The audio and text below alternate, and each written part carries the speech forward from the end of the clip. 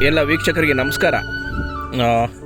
NIA national investigation agency ಕಡೆಯಿಂದ inspector ಮತ್ತು head constable ಹುದ್ದೆಗಳಿಗೆ ಅರ್ಜಿಯನ್ನು ಕರೆದಿದ್ದಾರೆ.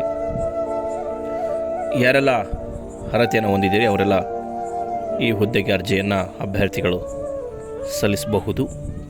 ಬಹಳ ಮುಖ್ಯವಾಗಿ ಹುದ್ದೆಗಳು ಯಾವೆಲ್ಲ ಖಾಲಿದೆ ಅಂತ ನೋಡೋದಾದರೆ ಇನ್ಸ್ಪೆಕ್ಟರ್ 55, ಸಬ್ ಇನ್ಸ್ಪೆಕ್ಟರ್ 64, ಸಹಾಯಕ ಸಬ್ ಇನ್ಸ್ಪೆಕ್ಟರ್ 40, ಹೆಡ್ ಕಾನ್ಸ್ಟೇಬಲ್ 5. ಹೀಗೆ ಹುದ್ದೆಗೆ ಅನುಗುಣವಾಗಿ ವೈವಿಧ್ಯಮಯ ಮತ್ತು ವಿಭಿನ್ನ ಕೌಶಲ್ಯ ಆಧಾರಿತವಾಗಿ ಅಭ್ಯರ್ಥಿಗಳಿಗೆ ಅರ್ಜಿ ಸಲ್ಲಿಸಲು ವಿವಿಧ ಹುದ್ದೆಗಳನ್ನು ಇಲ್ಲಿ ವಿಂಗಡಣೆ ಮಾಡಲಾಗಿದೆ.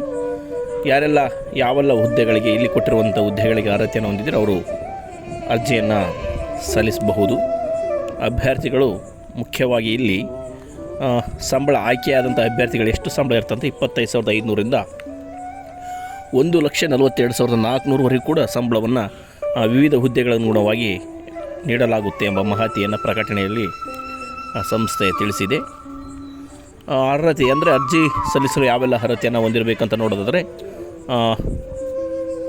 ಅಭ್ಯರ್ಥಿಗಳು ದ್ವಿತೀಯ PUC ಅಥವಾ ಪದವಿಯನ್ನು ಪಾಸಾಗಿರಬೇಕು ಮತ್ತು ವಯೋಮಿತಿ ಕೂಡ ಲಿಮಿಟೇಷನ್ ಇರ್ತಂದರೆ ಕ್ಯಾಟಗರಿಗೆ ಅನುಗುಣವಾಗಿ ವಯೋಮಿತಿಯನ್ನು ಕೂಡ ಇಲ್ಲಿ ಸಡಿಲಿಕೆಯನ್ನು ನೀಡಲಾಗಿದೆ.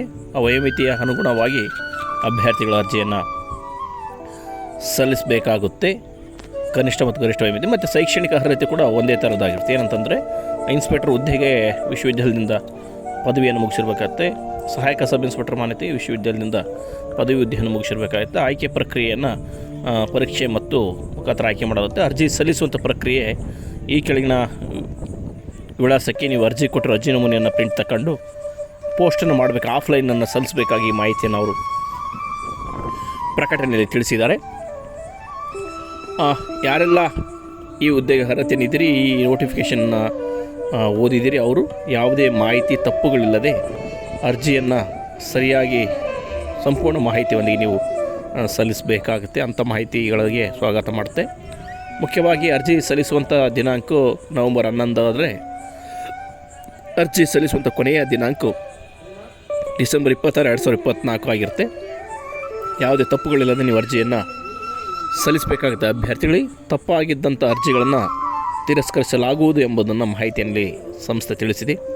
ಅರ್ಜಿ ನಮೂನೆಯನ್ನು ನೀವು ಇಲ್ಲಿ ನೋಡಬಹುದು ಮತ್ತು ಸರ್ಕಾರ ಅಧಿಕೃತವಾಗಿ ಹೊರಡಿಸಿರುವಂತಹ ಅಧಿಸೂಚನೆಯನ್ನು ನಾವು ಮಾಹಿತಿ ಖಚಿತತೆಗಾಗಿ ಈ ವಿಡಿಯೋದಲ್ಲಿ ಹಂಚಿಕೊಂಡಿದ್ದೇವೆ. ನೀವು ಅದನ್ನು ಗಮನಿಸಬಹುದು. ಅಭ್ಯರ್ಥಿಗಳು ಬಹಳ ಮುಖ್ಯವಾಗಿ ಇಲ್ಲಿ ಅರ್ಹತೆ ಇರುವಂಥ ಅಭ್ಯರ್ಥಿಗಳಿಗೆ ಮಾತ್ರ ಅರ್ಜಿಯನ್ನು ಸಲ್ಲಿಸುವಂಥ ಅವಕಾಶ ಇರುತ್ತೆ. ಅದರ ಹೊರತಾಗಿ ಬೇರೆ ಯಾವುದೇ ಅರ್ಹತೆಯನ್ನು ಇರದಂಥ ಅಭ್ಯರ್ಥಿಗಳಿಗೆ ಅರ್ಜಿ ಸಲ್ಲಿಸುವಂಥ ಯಾವುದೇ ಅವಕಾಶ ಇರುವುದಿಲ್ಲ.